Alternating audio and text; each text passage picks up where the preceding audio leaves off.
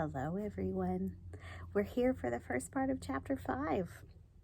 I am in a little quiet spot in the house, and to keep it quiet, I didn't bring hashtag, so it's just going to be you guys and me. So in chapter 4, we talked about Much Afraid going up the mountain of injury. Remember when she was climbing and she found some flowers? And do you remember what the flower's name was? It was forgiveness. So we talked about forgiveness. Now in chapter 5, it's called To Full Surrender. So let's get started. Much Afraid, together with Sorrow and Suffering, had crossed the desert, walked on the shores of loneliness, and climbed Mount Injury. Now the shepherd had told them the next part of their journey would lead them through the forests of danger and tribulation. Almost as soon as they reached the trees, they saw the mean, sickly face of Self-Pity looking out from behind one of the trunks. Poor little Much Afraid, why should the shepherd lead a lame, frightened thing like you through dangers and troubles? Really, I think this time he has gone too far. Resentment peered out from behind another tree. There are other ways to get to the high places. Tell him you won't go this way. This path is only for the strong and courageous. Bitterness was next. What does he think he is doing? After all you've been through, still he always has something worse ahead. Then Craven Fear and Pride stood on the path in front of them. You will never make it through danger and trouble. You might as well give up and turn back. Much Afraid tried to keep walking, but found that she limped painfully whenever she heard their voices. Yet she couldn't put her fingers in her ears with dropping the hands of her helpers. She stopped and asked Sorrow and Suffering if they had any suggestions. Suffering opened the little first aid kit hanging on her belt, took out some cotton, and firmly plugged the ears of Much Afraid. Soon her 5 enemies realized she couldn't hear them and became tired of bothering her. They left her alone, but planned to somehow get her attention later. Uh-oh, that doesn't sound very good, does it? At first, the forest didn't seem very bad at all. The sun was shining, and Much Afraid actually felt excited. Here she was. Oh gosh, the next page is only pictures. Here are the 5 enemies. Aren't they just horrible looking?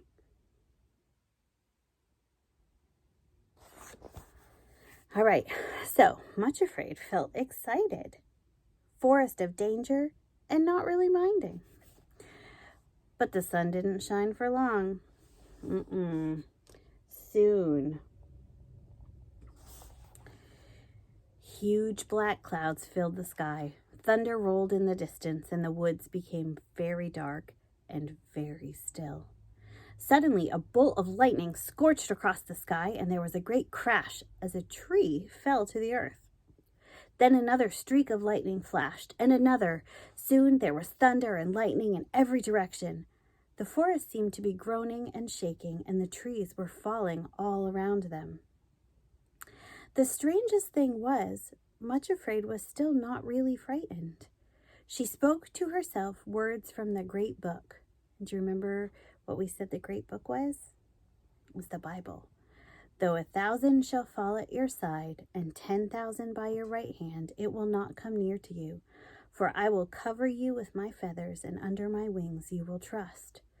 Throughout the storm, she was filled with a sense of peace as she walked between her 2 helpers. At last the storm rumbled off into the distance. As they stopped to wring the water out of their clothes and hair, Craven Fear appeared and yelled at the top of his voice, "Much Afraid, the storm is not really gone. It will be back, and it will be worse than before. Hurry back down the path and get away from these dangerous trees. There is just enough time to get away." "Listen," she said to her helpers, "I can't stand this any longer. Please help me, both of you." She bent down, picked up a stone, and threw it at Craven Fear. Her 2 helpers actually laughed for the first time and started throwing stones toward the trees where the 5 enemies were hiding. Do you want to look at her enemies again? Because they're so funny looking. So now, see in your mind's eye, she is throwing stones at those 5 faces.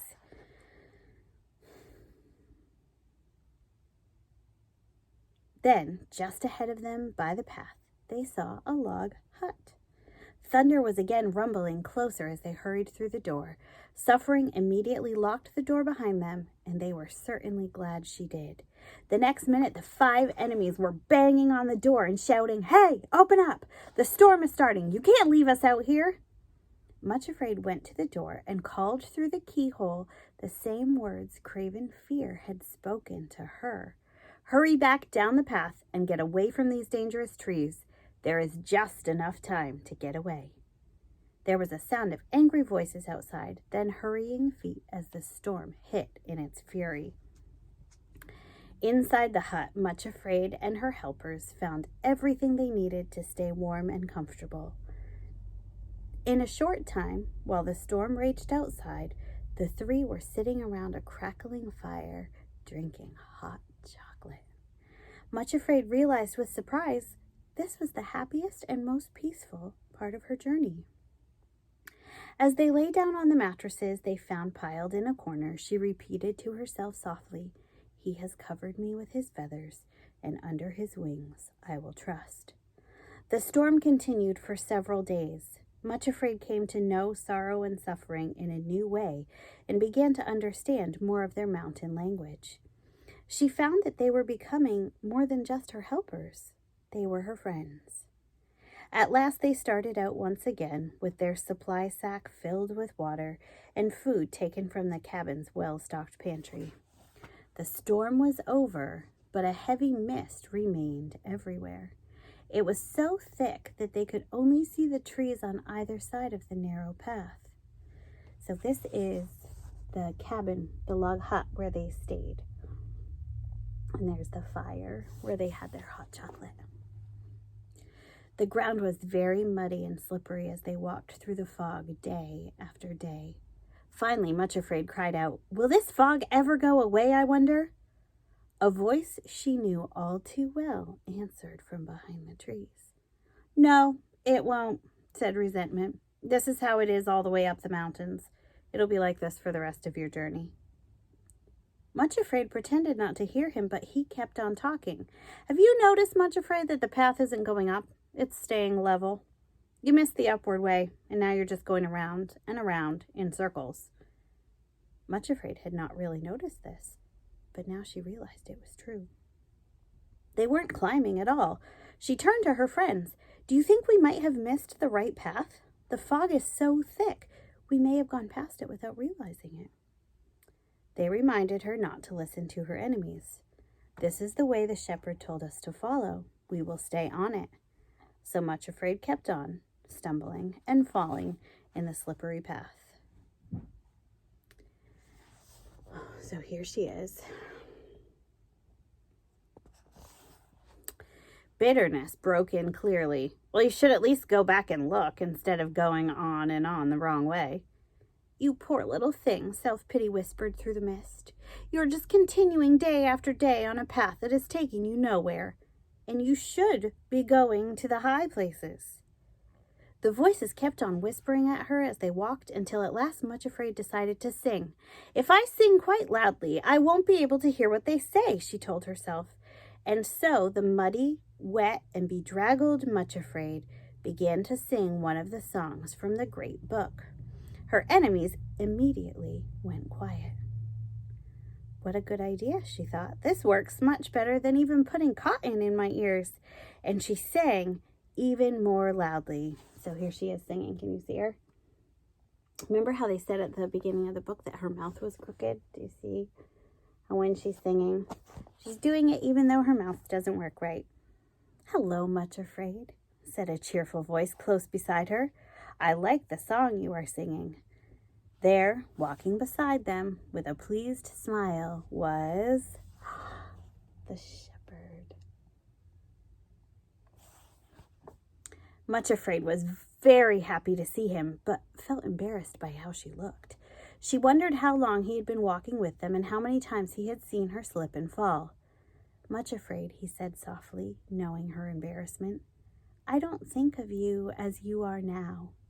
When I look at you, I see you as you will be when I have brought you to the kingdom of love. When I notice you finding the path hard and slipping and falling, it only makes me think of what you will be like when you are leaping and skipping on the high places. Much Afraid reached out and took his hand, and they walked on, singing the song together. All right, so that's the end of the first part of chapter 5. So, some things to think about before we get back together and finish this chapter. How great it is to walk through the forest of danger and tribulation without being afraid. God wants that for each of us. He wants to be our peace in the middle of the lightning and the thunderstorms of life. And do you remember when Much Afraid was putting herself to sleep and she was saying the verses from the Bible that he wants to cover us with his wings? So if you find yourself starting to get afraid, then that's something that you can say to yourself. He will cover me with his wings. He will cover me with his wings. I love you, and I will see you tomorrow.